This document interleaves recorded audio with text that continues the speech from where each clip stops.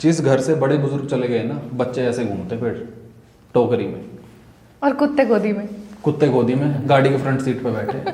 और माँ बाप कहाँ हैं? दूसरी गाड़ी में, या बस करवा दी उनकी, या पीछे बैठा दिए। तो माँ बाप जब बूढ़े हुए ना, अब ये समझ लो वो बन गए बच्चे, अब आपको पालना पड़ेगा, यही धर्म है, पालना पड़ेगा। और आपने लोग हैं, ये हमें समझेंगे नहीं, हमारा तो जनरेशनल गैप आ गया है, इनसे हम क्या बात करें। जब माँ बाप अकेले होने लग जाते हैं ना, जब घर के बूढ़े अकेले होने लग जाते हैं, तब वो चिड़चिड़ाना शुरू करते हैं, क्योंकि अभी तक उन्होंने जिनके लिए किया, जब तक वो कर रहे थे तब तक वो माँ बाप अच्छे लग रहे थे।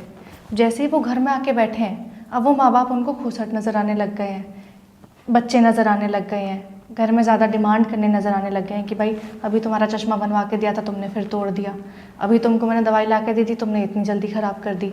अभी तुम्हारे लिए ये मंगाई थी मैंने। हम ना बच्चे जताने लग गए हैं, मतलब उन्हें एहसास दिला रहे हैं कि हम कमा रहे हैं और हम तुम्हारे लिए कर रहे हैं।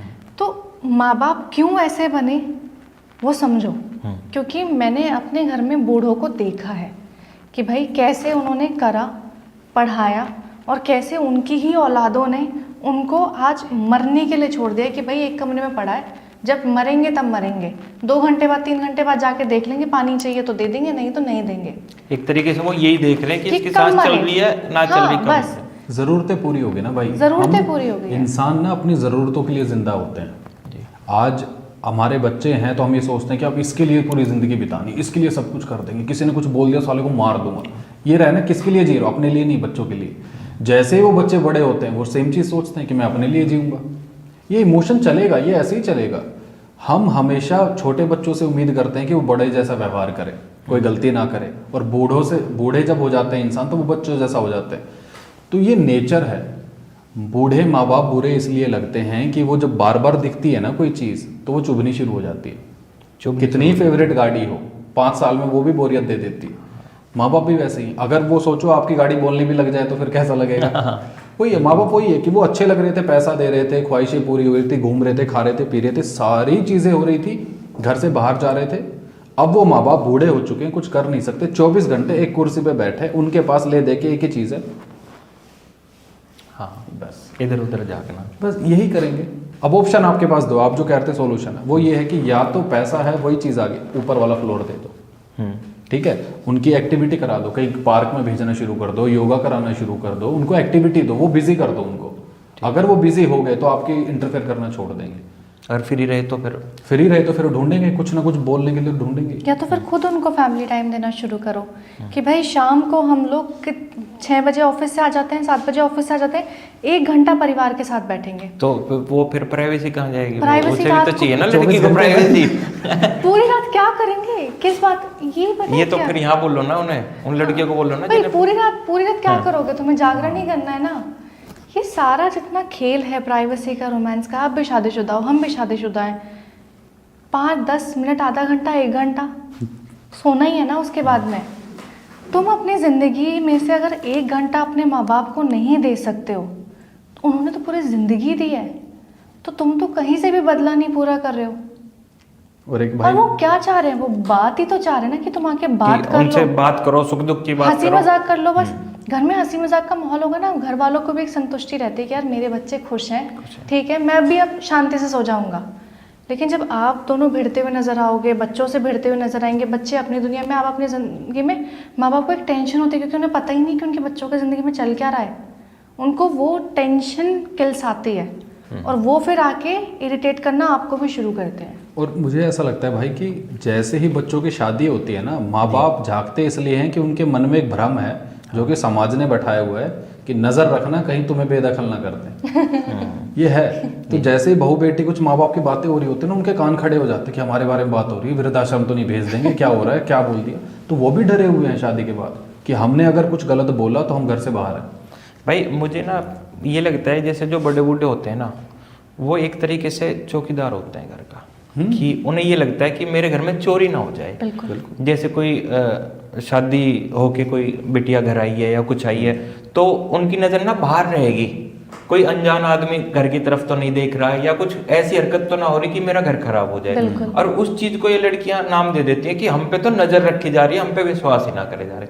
भाई उनका काम है भाई, उनका काम उन्हें वो इकट्ठा रखना चाह रहे हैं तुम्हें। मैं बॉम्बे में रहता हूँ, 12 साल तकरीबन हो गया जी। मैं अपनी वाइफ के साथ जा रहा था। आज पहले तो वो चली थी कि बच्चों को बैठा के ट्रॉली में धक्का वो लेके चलते हैं। हाँ, स्ट्रॉलर। हाँ होता था कुछ। हाँ वो गायब हो गया। अब एक वो आया जिसमें बच्चे पहले कुत्ते बिल्ली लेके चलते थे, हाँ। टोकरे से में ना, हाँ, हाँ। सेम वैसा ही आ गया।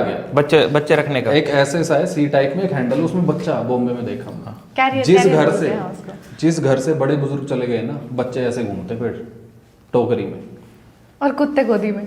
कुत्ते गोदी में, गाड़ी के फ्रंट सीट पे बैठे। और माँ बाप कहाँ हैं? दूसरी गाड़ी में, या बस करवा दी उनकी, या पीछे बैठा दिए। तो माँ बाप जब बूढ़े हुए ना, अब ये समझ लो वो बन गए बच्चे, अब आपको पालना पड़ेगा, यही धर्म है। पालना पड़ेगा। और आपने जो चौकीदार वाली बात बोली बिल्कुल सही है भाई, चौकीदार है, आपको पता है गांव में एक चौकीदार है, चोरी नहीं होगी, लेकिन सिटी वो फिर भी बाजार इरिटेट हो रहे हो। आपने हटाया क्या चौकीदार? नहीं हटाया। यही है, हम सहन नहीं करना चाहते। जब छोटे थे माँ बाप ने बच्चों वाली फिल्में दिखाई, जवान हुए तो हमने खुद जाके फिल्में देखी, वो बूढ़े हो गए, उनको कौन दिखाएगा? उनको कौन दिखाएगा? कब हमारे, मैं हर आदमी को ये कहता हूँ, खासकर हरियाणा साइड के अपने बंदे कहीं के भी हों, कब आपने अपने फादर का फेवरेट सॉन्ग, फेवरेट मूवी साथ में बैठ के देखी? चलो पापा आपकी फेवरेट मूवी देखते हैं। कब हमने रागनियां सुनी है अपने माँ बाप के साथ बैठ के? अरे यार इनकी सोच ऐसी है, छोड़ो ना। हाँ, हमें चाहिए कैटरीना, है ना, पुष्पराज। हाँ, तो यही पुष्पराज। है, तो बाप का राज खत्म हो गई अब। यही है भाई। नहीं बिल्कुल भाई, जैसे आप दोनों के पास कई कपल आते होंगे अपना अपना वो लेके कि भाई क्या समस्या है, तो किस किस तरीके की समस्या लेके आते हैं लोग? ये बताएंगे। देखो, जितनी भी समस्या है ना रिश्ते में, वो है एडजस्टमेंट की। एडजस्टमेंट। लोगों को ना समझौता करना उनके वजूद के साथ ना खिलवाड़ लगता है। उनको ये नहीं समझ आता कि रिश्ते की जो पहली एक बुनियाद है ना, कि रिश्ते के जो चलेगा ही जिस वजह से, वो होता है कि आपको कॉम्प्रोमाइज़ करना पड़ेगा, आपको झुकना पड़ेगा। फिर सवाल आता है कि कब तक झुकें, कब तक सब्र रखें? तब तक रखो जब तक तुम्हारी रीढ़ की हड्डी में दर्द ना हो, तब तक झुको रिश्ते के लिए। जैसे ही लगे कि अब दर्द हो रहा है, अब मैं नहीं सह पा रहा हूँ, अब ये रिश्ता मुझे अंदर से घुटन दे रहा है, मेरे को अंदर से परेशान कर रहा है, मैं टूट रहा हूँ, मैं मर रहा हूँ, उस दिन तन के खड़े हो जाओ और बोलो कि नहीं अब मैं नहीं कर पाऊँगा। लेकिन पहले झुको तो सही, कोशिश तो करो, निभाने की कोशिश करो। निभाने से पहले ना लोग ये सोचते हैं कि अगर टूट गया तो मैं क्या करूँगा, अगर ये छोड़ के चला गया तो मैं क्या करूँगा। ऑप्शंस पहले से तैयार रखे हुए हैं कि तुम ये करके तो दिखाओ, मैं ये कर दूंगी, तुम ये करके तो दिखाओ, मैं मर जाऊंगा। अरे मरना पहले बाद में, जी के तो देखो कि रिश्ता कैसे निभाया जाता है। बहुत आसान चीज़ है रिश्ते को तोड़ना और रिश्ते में मरना।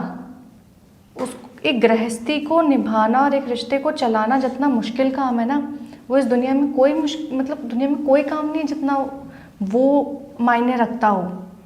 क्योंकि आपको पूरा समर्पित होना पड़ता है, आपको पूरा ही देना पड़ेगा अपने आप को। फिर ये नहीं होगा कि मैं ये चाहती हूँ या मेरे मन में ये चल रहा है, नहीं, वो क्या चाहता है, वो किस चीज़ से गुजर रहा है, उसके मन में क्या चल रहा है, वो किस बात से परेशान है, उसको क्या चीज़ खराब लगती है, उसको क्या चीज़ खुशी देती है। मुझे एक एक चीज़ पता होनी चाहिए, तभी ये रिश्ता चलेगा। क्योंकि वही तो है ना यही तो पार्टनरशिप है, यही तो साझेदारी है कि जहाँ ये नहीं बोलेंगे वहाँ मैं बोलूँगी, जहाँ मैं नहीं बोल पा रही हूँ वहाँ ये बोलेंगे। और ज़रूरी नहीं है कि तस्वीर में जो चीज़ बहुत हंसती हुई नज़र आती है, जो बहुत लोग खुश नज़र आते हैं, वो रोए ना हो। ज़रूरी नहीं है जो चीज़ आपको बहुत अच्छी फैसिनेटिंग लग रही है, लोग बहुत ऊंचाई पे नज़र आ रहे हैं, उन्होंने कभी नीचे गिर के ना देखा हो। हर चीज़ का एक प्रोसेस होता है। पौधा धीरे धीरे पेड़ बनता है, बच्चा एक छोटे से शेल से, बहुत छोटा शेल होता है ना, उससे एक इंसान बनता है। तो हर चीज़ का जेस्टेशन पीरियड होता है, तो रिश्ते का भी तो एक जेस्टेशन पीरियड होगा ना। अभी वो पौधा है, उसको टाइम दो, उसको पानी दो, धूप दो, प्यार दो, उसको संभालो, तूफान से संभालो, आंधी से संभालो, बारिश से संभालो, तब वो जाके पेड़ बनेगा, तब वो फल देगा तुमको।